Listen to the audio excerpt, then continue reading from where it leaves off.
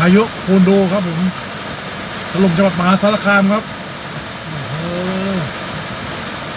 ไปไหนไม่ได้ติดอย่างเดียว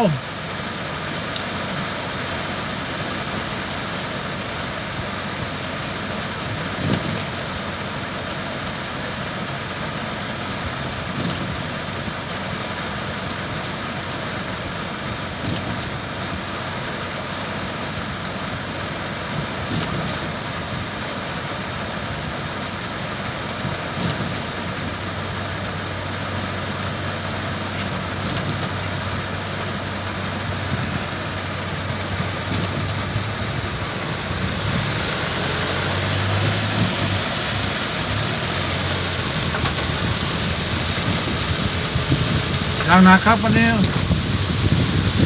สารคามน้ำไม่ต้องครับ